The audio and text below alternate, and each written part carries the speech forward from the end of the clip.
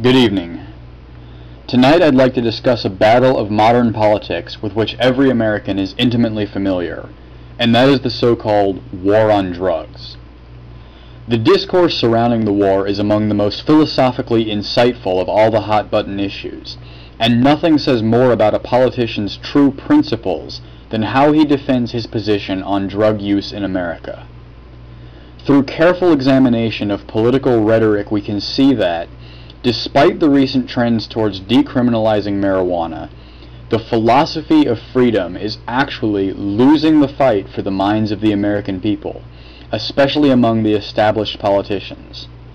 Even as drug laws grow more relaxed and penalties less severe, the government is actually tightening its control over the daily lives of innocent civilians. To the enlightened individualist who recognizes nonviolence and the freedom to choose as the hallmarks of great civilization, it is immediately clear that any production, retail, and consumption of drugs or any other products which do not cause harm to others is absolutely none of the government's business. It is further clear to any literate person that the 10th Amendment to the Constitution prohibits the federal government from passing any legislation restricting the trade and use of drugs, regardless of whether such actions harm others or not. This, of course, has nothing whatsoever to do with any particular right to use drugs or lack thereof. It is simply the moral and constitutional mandate that one person cannot use coercion against another to control personal choices. To advocate for the repeal of drug legislation is not an endorsement of drug use, but rather a rejection of assault and imprisonment as a response to nonviolent actions. Unfortunately, the battle cry of the mainstream anti-war on drugs movement has become, quote, decriminalize, regulate, and tax, or DRT for short. Presumably, the unusual word decriminalize is used here specifically to distinguish from legalization, as, for example, minor traffic violations are typically not criminal offenses, but are still illegal. Regulation, of course, means only allowing government-approved vendors to sell government-approved drugs in government-approved quantities. Furthermore, the concept of taxing drugs is invoked with the intent that they would be taxed above the rate of ordinary sales tax, just as cigarettes and alcohol already are. This stance is philosophically void.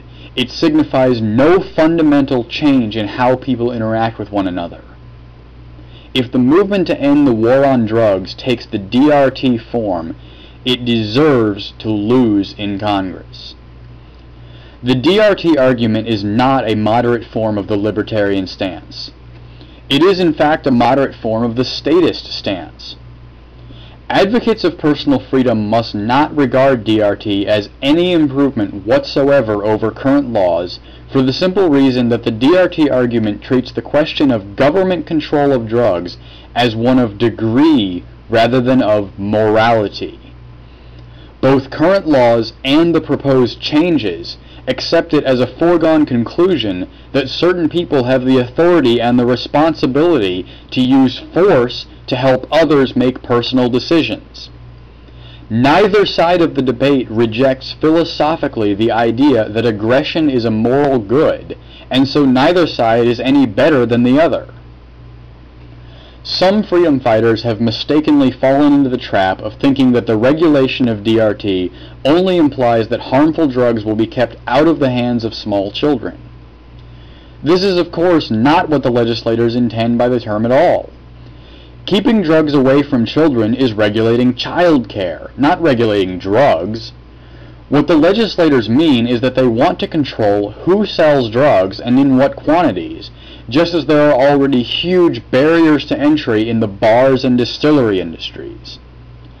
When they say they will tax drugs, they mean to apply steep taxes to disincentivize the consumption of drugs, as if that's the government's prerogative or responsibility. The establishment politicians, even the seemingly drug-friendly ones, have no intention of rejecting coercion and nanny-state values in favor of a philosophically individualist attitude towards drug use. Their purportedly new ideas are just a rehashing of the well-worn and thoroughly despised status program.